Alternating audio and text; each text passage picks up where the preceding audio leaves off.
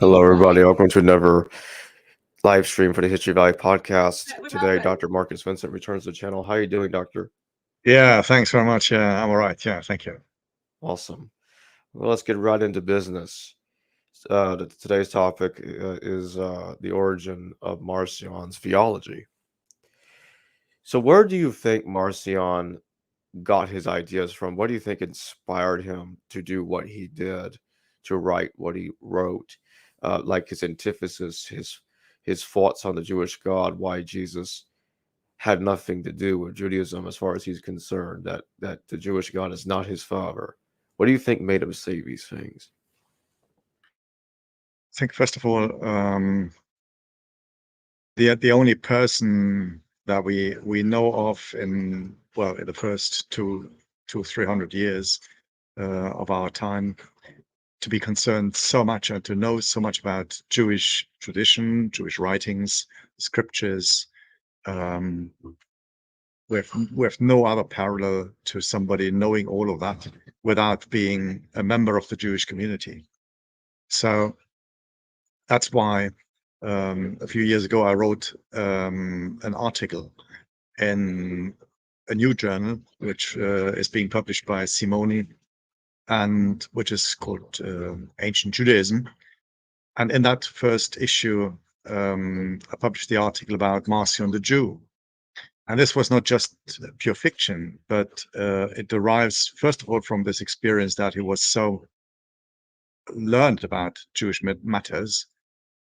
Even other people like Celsus, who had some acquaintance, were never able to quote just out of their head as much as Marcion is able to do. And second, it derived from the reading that I made by Tertullian. And when he speaks about Marcion's background, he discusses it at length, question of proselytism, of Jewish proselytism. Hence, I took it that this is an indication, combined with the information that he's so learned about Jewish matters, that it is most likely that Marcion is not just somebody, a pagan, who was acquainted with Christians and then Jews, but who may have been a member of the Jewish community himself and his family in his native town, Sinope, which is today in the north of Turkey, at those times in the north of Galatia. Now, to answer your question, why did he bother to write what he is doing, and why does he develop his views on the world and also on theology? One of the crucial things, I think, was the political and social environment and the turmoil that he faced when he was acting and working. And this is in the 120s, 130s, late 130s. So it's the times of Hadrian. And we have to know that these were the most difficult times, not just for somebody like him, who is an entrepreneur. He is running, whether it's a family business, we don't know, but he is running himself, apparently, a big business, which is a ship business, which means he's not himself just a sailor, but he owns boats and which he may have rented out to the government. Sinope is a core center of the Roman Navy. He might have rented out boats to the Roman Navy.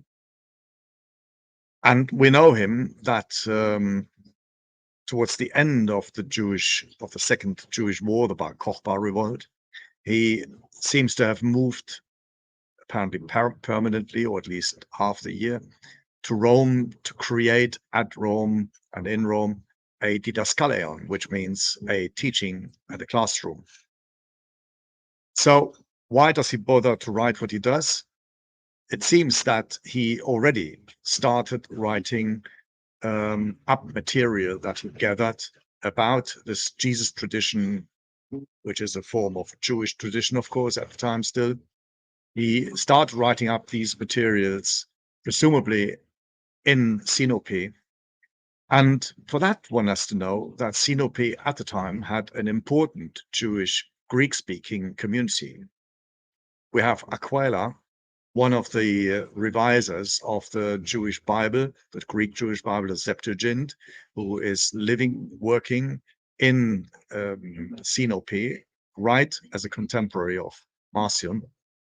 So if we imagine a Jewish community in the first third of the 2nd century being a community which is interested, which has scholarship like Aquila, scholarship and knowledge about the Greek Jewish Bible. So we can imagine that Marcion was in this similar environment, probably in the same community, and also interested in scriptures and in the reading of these scriptures. Now, at the same time, people are experiencing the biggest revolt ever against the against the Roman occupation.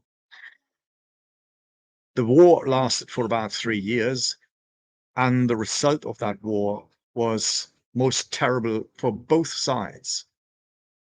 And that makes the big difference in the social mix and the social knock-on effects that has on both communities, on the Roman people as well as on Jews. What happened was that in Israel, or Palestine, where you want to have it, Bar Kokhba presented himself as a charismatic leader, soon to be acknowledged as a Messiah figure. And apparently, from what we know from Justin, it seems that Christians took part in and sided with Bar Kokhba. At least some of the Christians sided with Bar Kokhba. Bar Kokhba himself took it for granted that Christians, being members of the Jewish community, supported his revolt. And we learn from Justin that some of those Christians who didn't follow and who didn't support him were put under immense constraints, potentially resulting in a death, either threat or a death penalty by Bar Kokhba. And I think for an entrepreneur who sits with his business in the capital of the Roman Navy in northern Turkey, who is relying on a good relation with the Romans and with the Roman government, who makes money from that. But on the other side, seeing that a Jewish revolt is destroying the entire infrastructure, not only of business, but also of lives, resulting in the biggest defeat Romans have ever experienced. We know from various sources that at the end of the war, in 135 of our time, Hadrian, the emperor, towards the end of his life, goes back to the Senate, and against all the tradition of the past, doesn't address the Senate by saying the troops and the emperor is safe. Instead, as we hear from the reports, he addresses the Senate by just being quiet. And our historians explain to us that this was an admission of defeat. The first defeat ever of a Roman army in the history of their recollection. And so it is without a surprise that Hadrian takes the most drastic measures and forbids Jews to remain in Jerusalem.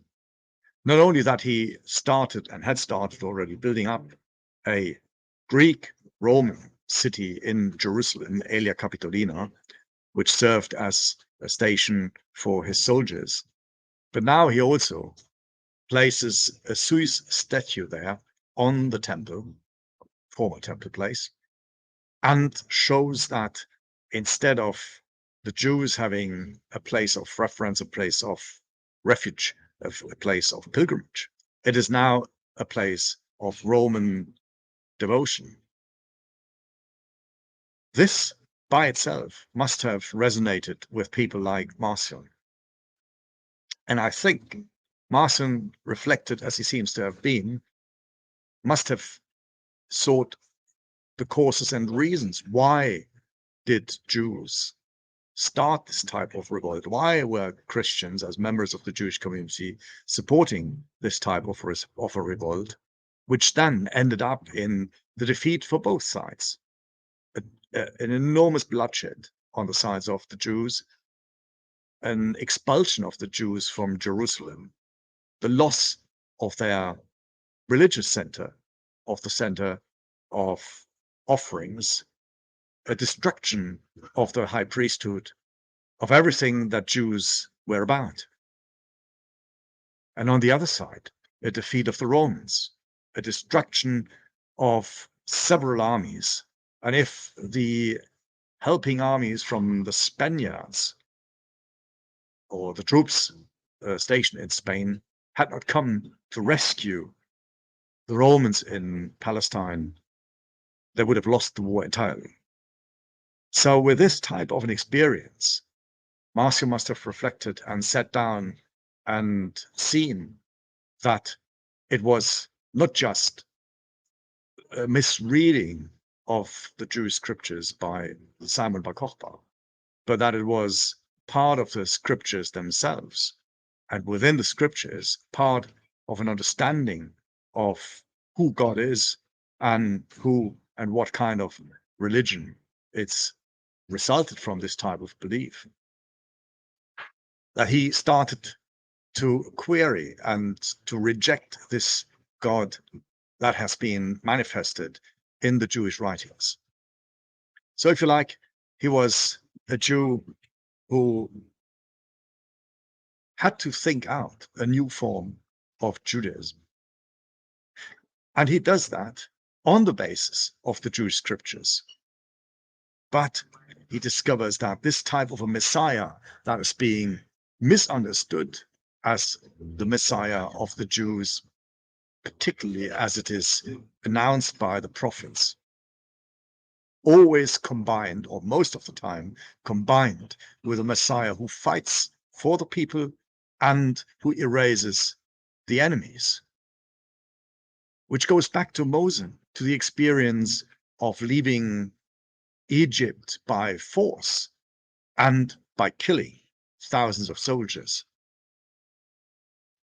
That Marcion took to his pen, and wherever he has come across this Christian form of Jewish thinking and Jewish practice, he must have picked up from this type of an information that there is a tendency, there is a strand within the Jewish tradition that speaks for peace, for no revenge.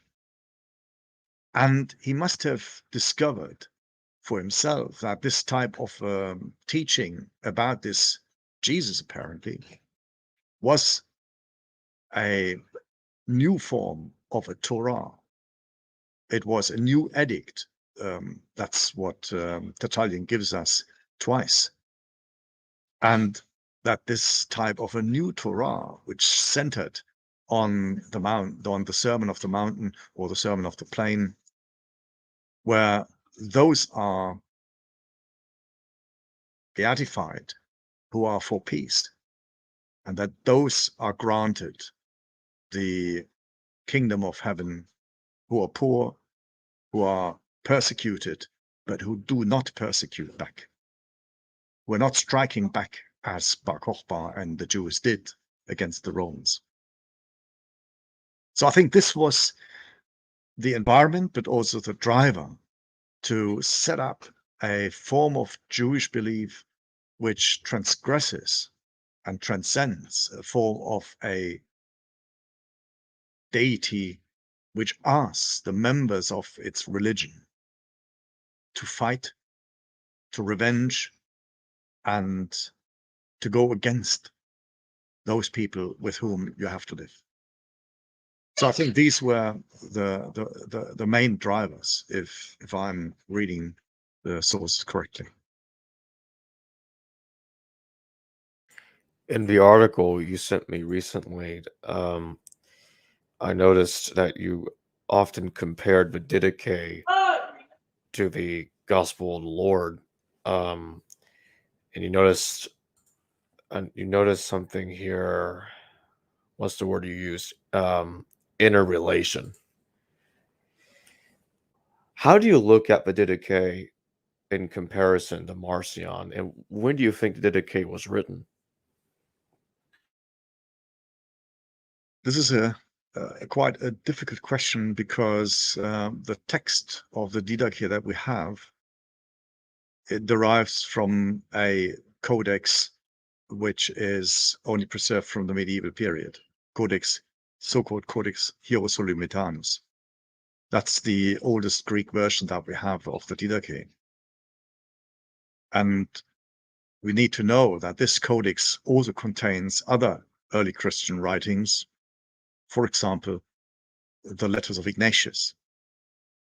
But the version of the letters of Ignatius that we find in this codex is the heavily reducted letters from the late 4th century.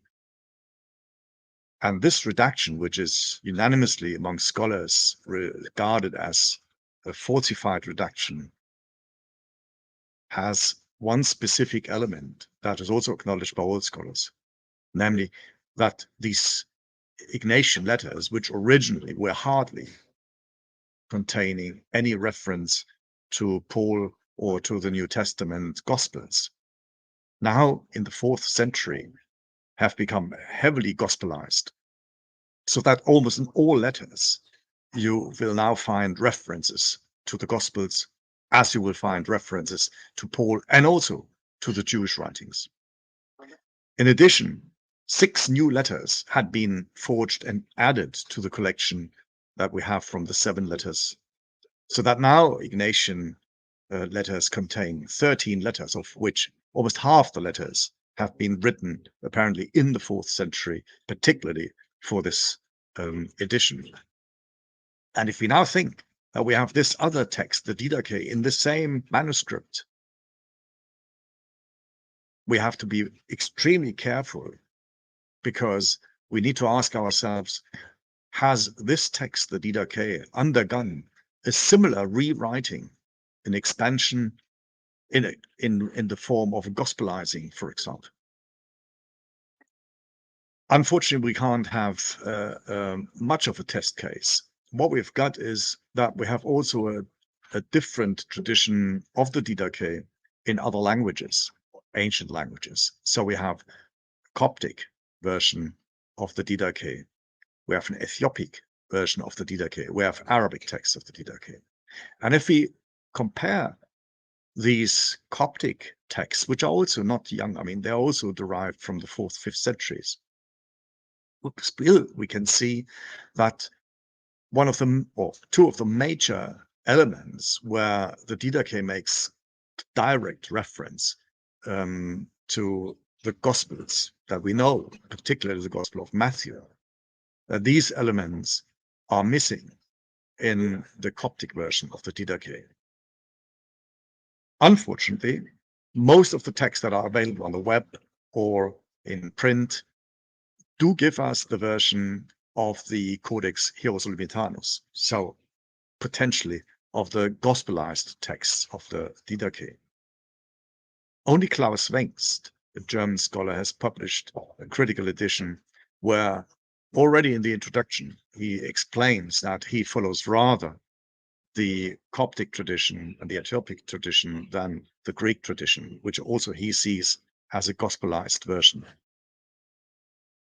So what we've got with the Didache, as far as we are, even when we look at Klaus Wengst's critical edition, is a text which derives from the late 4th century.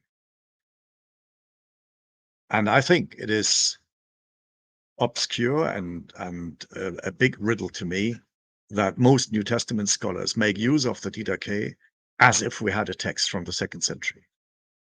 We don't. So we have to guess and to infer what could have been this text in the 2nd century. Why I also make that cross-reference to the question of Marcion is that, interestingly, the Didache itself is a composite text, which on the one side shows interest in the Lord's sayings, but doesn't show any interest in anything we know from his birth, his miracles, anything we know from the Gospels. Though the only quotations that we have is, for example, the Lord's Prayer, a few similar, rather smaller logia of the Lord. And that's why I make that kind of interference between Marcion, who I think is the first to have produced a combination of those logia and the narrative texts. We will come back potentially to the question where he got those from. But still, despite the gospelizing of the Didache in the 4th century and potentially even later, it still is a text that is, therefore your question, when was it written? I could imagine that the original text was written around the middle of the 2nd century, maybe a bit earlier, maybe a bit later. We don't know exactly. It must have been a time when still the narratives of the Gospels were of no concern to the author. And this is so interesting because this Didache is the oldest catechism that we have. It wants to introduce people into Christian practice and belief. It has a chapter on the Son. It has a chapter on what we would call Christology, but it is a void of that gospel background information. In the beginning of the Didache, we have what we call the 2 ways teaching. So it introduces the new members of the community into how to live a Christian life. Why I'm saying a Christian life, the word itself is absent from the Didache, but it gives us a life where baptism plays a big role, prayer plays a role. Later on, we hear about bishops and deacons. In the beginning, we hear about, or early on, we hear about apostles, prophets, people traveling around and being accommodated by the community. In the opening of the text, as I said, is this teaching about the 2 ways, a way of light, a way of darkness. And we have found the similar outline of the 2 ways teaching, not just in this text, the Didache.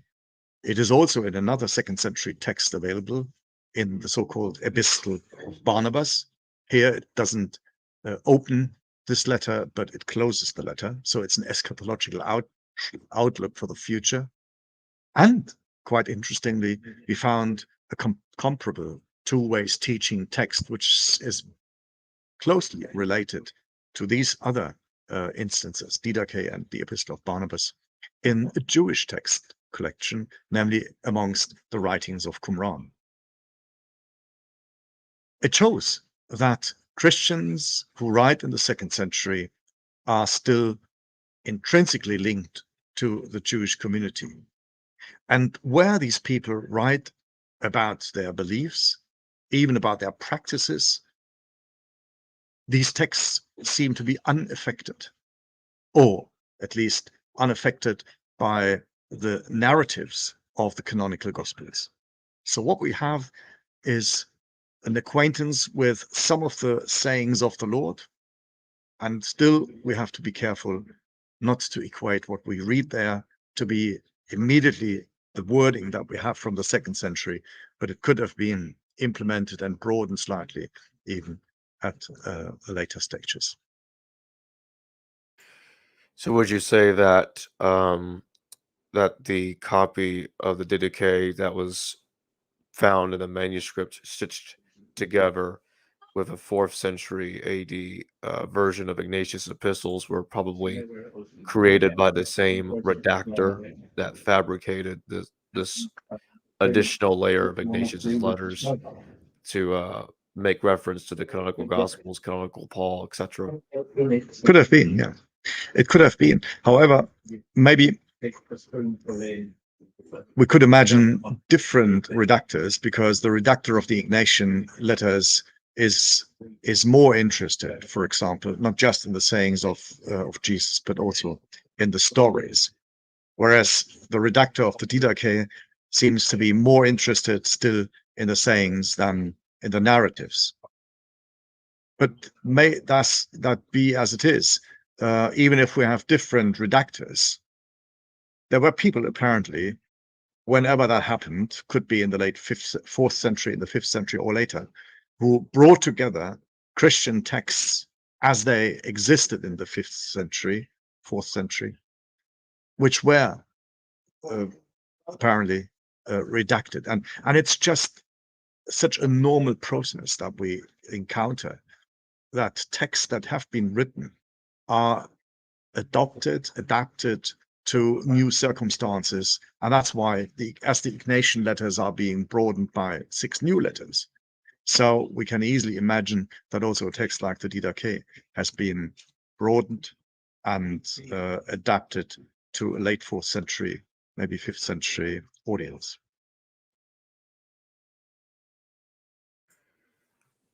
I want to return to what you were saying earlier about Marcion assembling the sayings of Jesus, assembling the logia.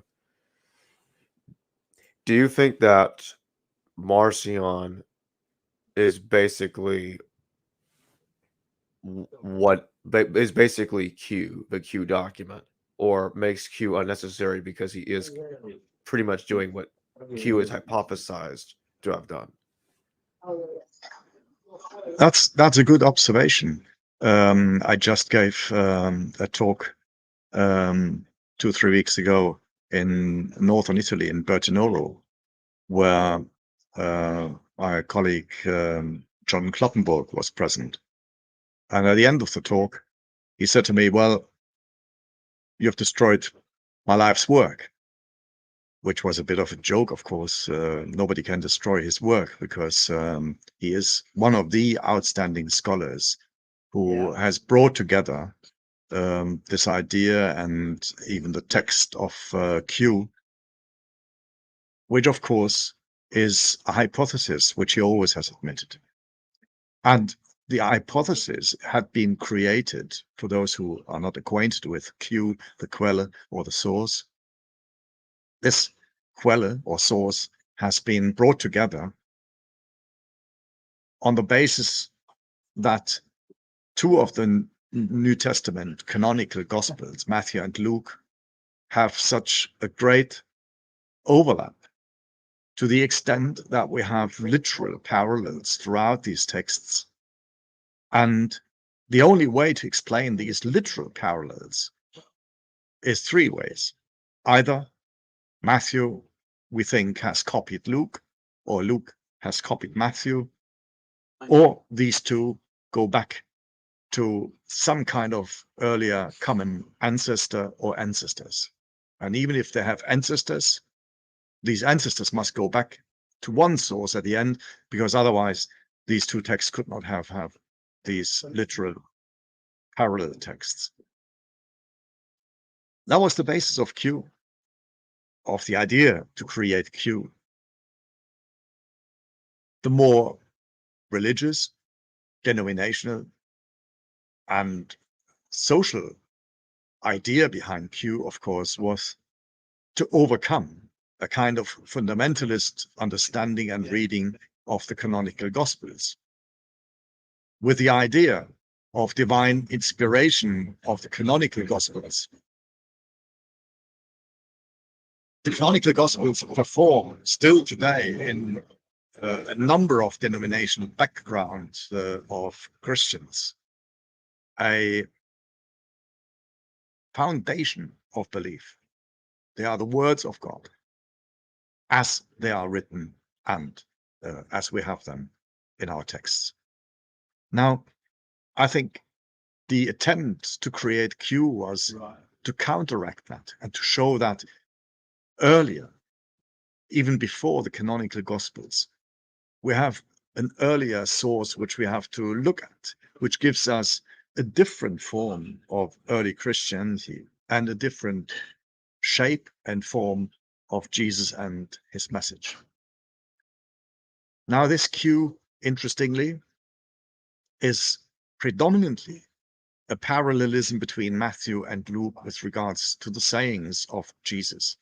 And that's why we have called it a logian Quelle, or a source of the sayings of Jesus. That this kind of characteristics, that Q is just a collection of sayings, is of course not fully true. Because when you look at John's and of other people's edition and translation of Q, you will see Q, curiously, doesn't start with a collection of sayings of Jesus, but with Jesus' story about his baptism, that he's being baptized by John. And this is the first anomaly, I think, which has not been reflected enough upon, that a apparent collection of sayings starts with a narrative, but then after this narrative gives up recording narratives about Jesus and just continues with the sayings of the Lord. When Matthias Klinghardt, who is, I think, the best editor of Marcion's Gospel, despite the other attempts, Jason Badun has done a fantastic job. Also, Dieter Roth has done a very good job. But I think methodologically, the most advanced attempt to reconstruct Marcion's Gospel lies in and is given in Matthias Klinghardt. And his discovery was that when we take Marcion's Gospel in that type of a reconstruction and then compare it with the four canonical Gospels, Matthew, Mark, Luke, and John, we can see that the need for Q is obsolete, because all the relations that we can see between Matthew and Luke are equally, and in most cases better, explained when we apply Marcion's Gospel instead of Q. Now, the question, of course, still is, why do we have, for example, the story of John the Baptist?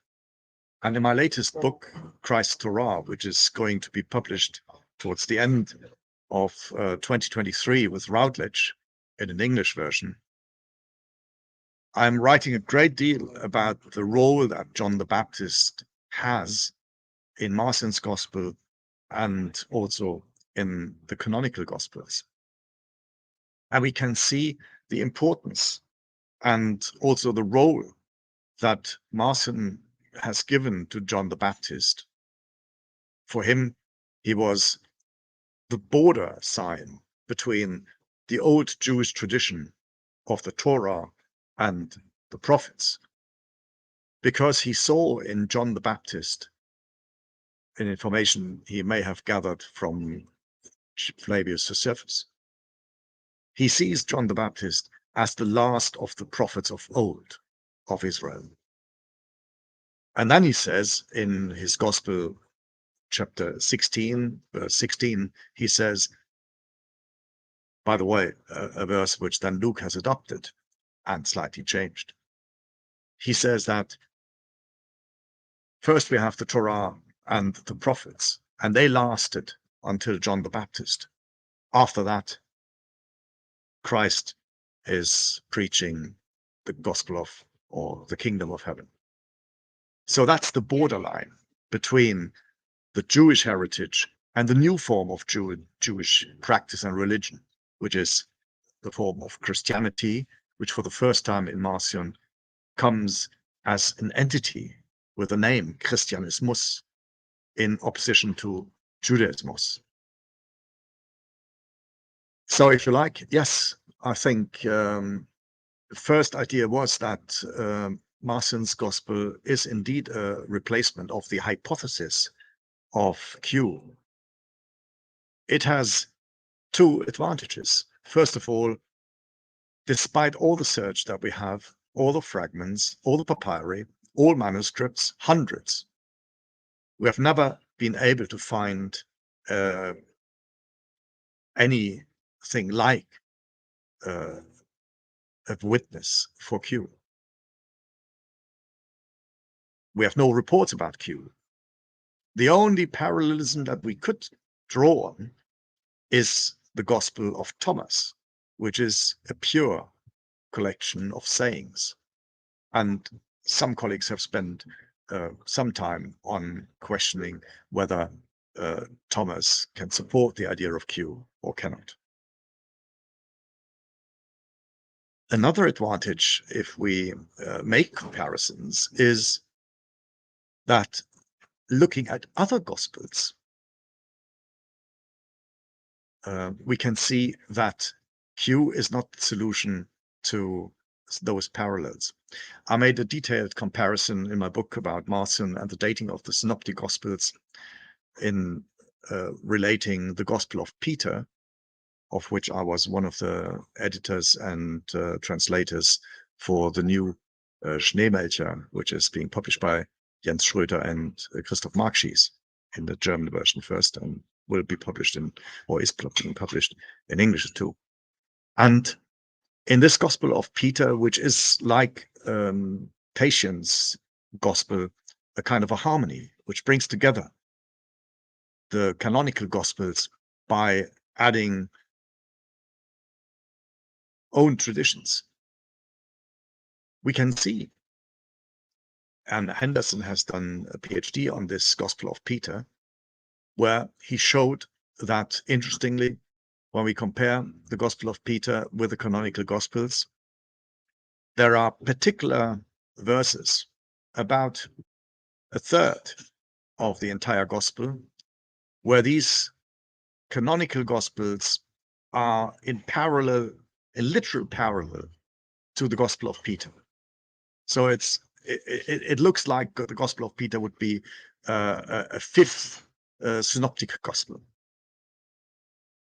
And in the rest of the verses, the Gospel of Peter has its own tradition, deviates more than slightly, sometimes dramatically, from the texts and the ideas and what we've got in the synoptic gospels. Now, when we make a comparison and say, well, look, according to the old synoptic model, that Q and Mark are the oldest two sources on which then Matthew and Luke drew independently. When we use one of these two or both of them and compare them to the verses where the synoptics and quite often also John go absolutely parallel with the Gospel of Peter, neither Mark nor Q fit the bill, which means that it is not the text which are present in Q or the text that is present in Mark which match those verses where throughout the range the synoptics and John are in parallel with the Gospel of Peter, or conversely the Gospel of Peter is in parallel with the other Gospels. The only Gospel which fits and which provides the basis for precisely those verses is the Gospel of Marcion. And this is so interesting that sometimes when the Gospel of Peter has, let's say, a sequence of 5 verses, and in that sequence, the first, the third, and the 5th verse are those verses which are parallel to the synoptics and to John, whereas the 2nd and the 4th is deliberately deviating. It is exactly those 3 verses which are attested to be present in Marcion's Gospel, whereas the verses 2 and 4 are not. And that was comforting to me to see that when we replace Q by the Gospel of Marcion, it fits the evidence, not just as Matthias Klinghardt has shown, the evidence for the synoptic question and the question of the Gospel of John. It also fits the observations of other harmonies like the Gospel of Peter. And I've made further inquiries into the 2nd century literature, where, for example, I also found that the oldest commentary that we know of, which is the oldest commentary of the Gospel of, Luke, that we know of, which is attested by Clement of Alexandria and potentially written by the so-called Gnostic Heracleon in the 2nd century, of which we only have this fragment given by Clement of Alexandria. This commentary is not yet a commentary on the Gospel of Luke, but it is a commentary on the text that we know of, given by Tertullian, is a text from the Gospel of Marcion. So it seems that all this information from the 2nd century and even from Tertullian, the 3rd century, points to the fact that people know of the Gospel of Marcion. They comment this Gospel. If we can follow Marcion, then even the canonical Gospels have copied and changed and altered this Gospel, just like the Gospel of Peter has made use not just of the Gospel of Marcion, but also of the Synoptic Gospels. So we have a vivid Gospel writing tradition, and all that starts after the end of the Second Jewish War. Would you also say that one could look at this and say, instead of saying that Q is replaced by Marcion's Gospel, one could say that Q is Marcion's Gospel? And another question to that is, when Matthias Klinghardt analyzed Marcion's Gospel against the Synoptic Gospels, did he find that most of the sayings of Jesus that were thought to be in Q were in the Lord's Gospel as well? Exactly, that's the point. And I think there is no reason left why Q is needed once we start from the idea that Marcion's Gospel existed prior to the canonical Gospels. And just to take Occam's razor, I think any historical explanation that is easier is preferable to an historical explanation that is more complex. And I think at the moment, to keep the hypothesis of Q is probably more due to the fact that for the last decades, we got used to the idea and to the hypothesis that Q existed. Moreover, that Q was a great tool to counter a fundamentalist reading of the canonical Gospels, and probably because we have a whole series of commentaries, of studies of Q, replicated by new PhDs written on Q, because it is material that has not been as much worked upon as New Testament canonical Gospels themselves. I think we will deal with a number of further decades that are going to discuss Q and are not willing to give it up. What do you think about the idea of Matthean posteriority? The idea that Matthew used Luke and Mark? Because I noticed that there are several scholars that are saying that Luke's gospel, the sayings of Jesus in Luke's gospel, is more primitive than in what's in Matthew. And Matthew's gospel seems to be more developed, while Luke's gospel is more chaotic. So, I mean, could you imagine that going like that John knew the Synoptics, Matthew knew Luke, and both of them knew Mark, but still have Marcion being first before all that, regardless?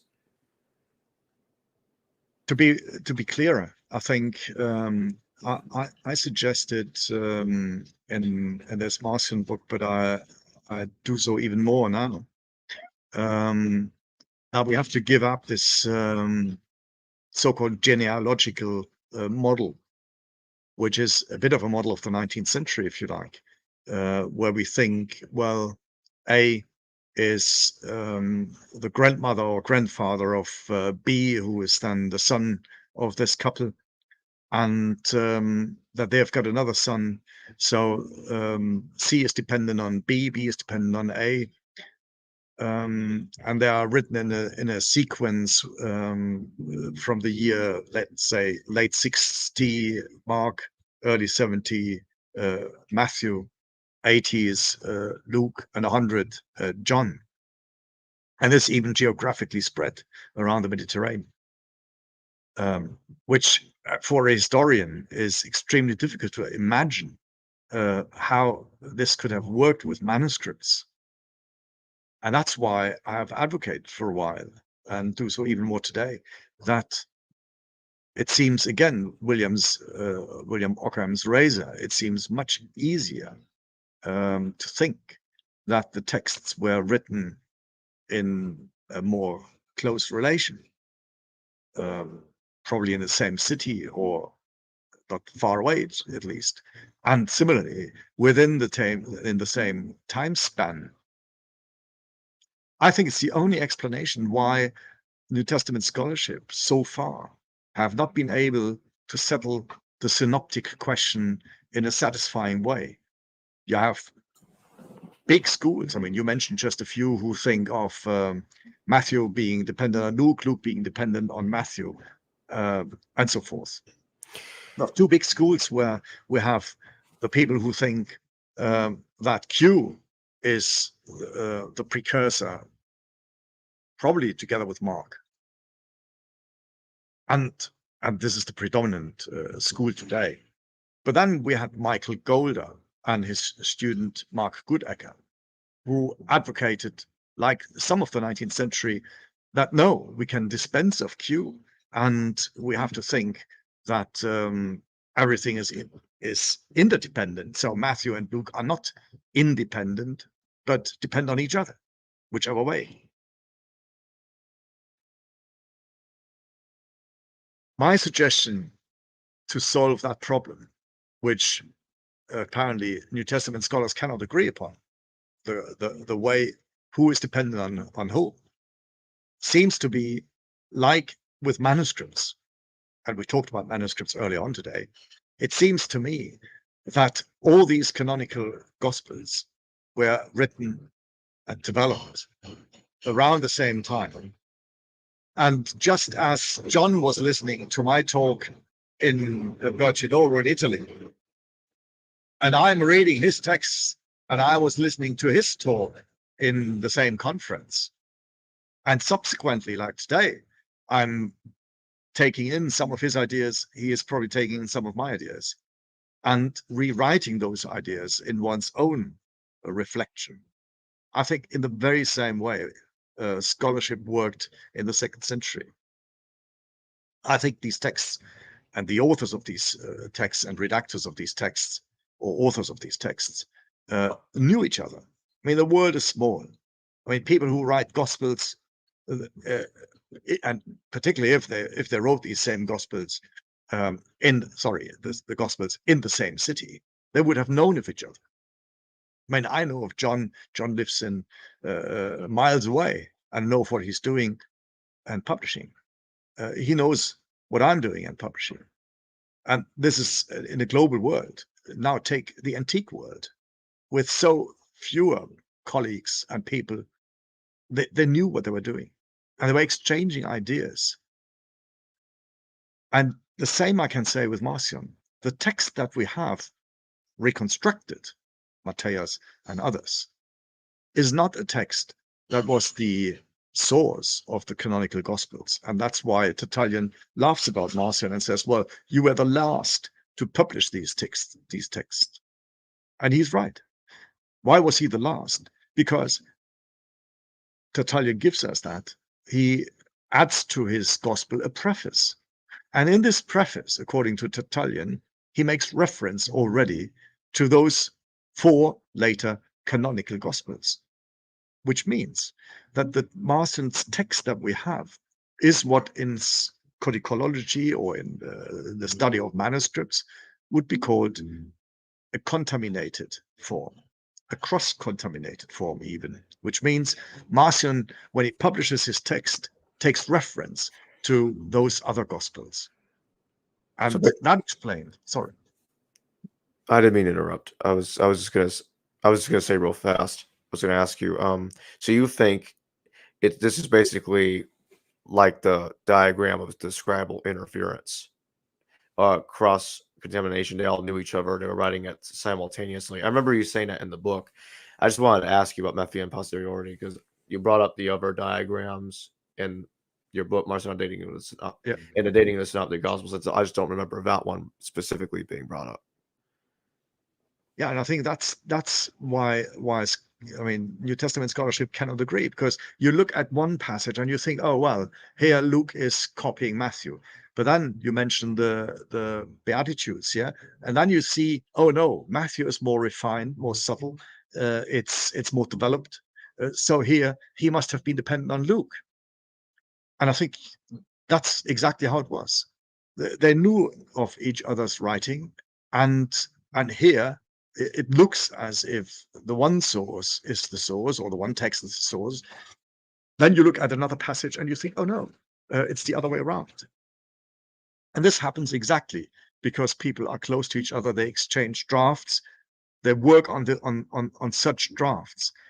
The only problem which Marcion then says is that when he came, and apparently he was the first to have a draft of what then later is being called, or probably called by Marcion himself, a gospel.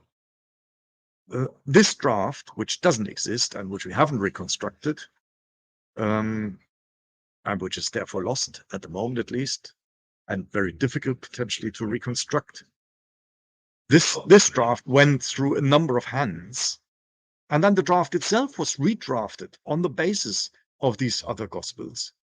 And that's why even Marcion's gospel is not fully consistent. And the text that we have reconstructed is only to some extent to be called the source of these other canonical gospels. We have a couple of super chat questions. Renzo Rodriguez, thank you for your super chat.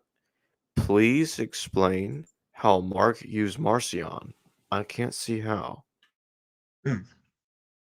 Well, thanks for this enlightening question. I don't know why you can't see how, but let me explain how I see it. Mark is, in one sense, closer than the other synoptic gospels and John to Marcion's gospel, and in another sense, he is further away. Further away from Marcion's gospel and Luke, for example, is that he writes his own style, and as we know, his Greek is mediocre, to say the best. So he rewrites the text that he finds in Marcion by integrating a number of elements that are dear to him. First of all, he tries to rescue the Jewish heritage. So he starts with, right from the beginning, with Jewish prophets, exactly those prophetisms that Marcion rejected, and grouped with the Jewish heritage. And that was what Mark starts with. He's close to Marcion's gospel by accepting even the title gospel right from the beginning, and he's the only synoptic writer who adopts from Marcion's title the name gospel. In order to reject Marcion's rejection of the Jewish heritage, he, as I said, he places in the beginning the prophetic statements. And this is linked to the story of John the Baptist, who baptizes Jesus. And here we have direct response, if I'm not mistaken, with a direct response to Marcion's core message, that John the Baptist is the border between the Jewish tradition and the novelty of Christ's tradition. And in Mark, that's being altered to make John the Baptist the bridge between the Jewish prophets, with which Mark starts its business of the gospel, and before introducing Jesus himself. So it's quite clear from the way Mark is being handled in the beginning that John acts as a way towards Jesus. Towards the end of the gospel, we have a bit of a problem because we don't know whether Mark's ending ended with the appearances of the resurrected or without. Because we have manuscripts where the resurrection appearance in Mark 16 is missing, and general scholarship thinks that the ending that we have in Mark 16:9 following is of a later date. If Mark was missing the resurrection appearances, that might have been another response to Marcion's text, which emphasizes Jesus' resurrection and particularly his resurrection appearances in and around Jerusalem. So how did he manage to write? Yes, I think he had this text of Marcion, of which I've said we have no reconstruction. He had this text as a Vorlage and made best use of this text, rewriting it, reordering it, dropping stories, adding stories, and fitting it his theology. And the most important part of that theology was a combination, or rather a recombination, of the Jewish heritage and the Christian heritage. Hopefully that's an explanation to your question. Let's get to the next one. Brian West, thank you for your super chat. Does Marcion's gospel contain chiastic composition like Mark? Yeah, one of the most interesting chiastic composition in a small passage that I'd like to draw your attention to is the benedictions and the vows, or in the curses. It's fascinating to see, and you will see it in this new book on Christ's Torah, where I show in a diagram how chiastic composition is a core element of the story, of that story at least, in Marcion, where you can see that almost like a literary poem, the construction is being made between, on the one side, the blessings, on the other side, the curses. And this is hardly seen by New Testament scholars. I only found very, very few voices who have seen this chiastic composition, even preserved in Luke, not preserved in Matthew, of course, but preserved in Luke, to some extent at least, still in Luke. A form of chiastic composition, which is lost when you look at the commentaries that we have on Luke, where scholars explain, well, that only the Beatitudes and the blessings are forming their own entity, and that the curses are being regarded as a different tradition, which somehow was added at a later stage and which doesn't belong to the original form of Luke. I think when you look at the skilled form of chiastic composition of this text, you can see we're dealing with an author who not only has the best command of Greek of all the canonical texts, he's also a literary inventor who has a skill for poetry, for style, and therefore I think it is no surprise to credit Marcion also with the invention of a new genre like the Gospels. And I've never understood why particularly the writer, or the writer amongst the canonical writings, with the worst Greek, would have been the biggest inventor in literary styles, inventing a new genre like the Gospels. Of course, this could have been the case, no doubt, but it goes a bit against Occam's razor again. But thanks, Brian, for the question. Well, thanks for joining me once again, Dr. Vincent. And I thank everybody for their participation in the live chat and for their super chat questions. It helps me continue this channel. And I'll see all of you later. Thanks again, Doctor. Yeah, thanks very much. And I'm happy to talk about particularly the book on Christ's Torah when I'm a bit further with the translation and the rewriting of that book in a few weeks. Excellent. I look forward Thank you so much. Yeah, pleasure. All the best. Thank you so much. You too. Thank you. Bye-bye. Hello, viewers. Thanks for watching this video from the History Valley YouTube channel. Please don't forget to subscribe and hit the notification bell. And if any of you wish to further support this channel, please consider checking out this channel's Patreon page and becoming a patron, and or donate through PayPal or through Super Chat during a live stream. Thank you.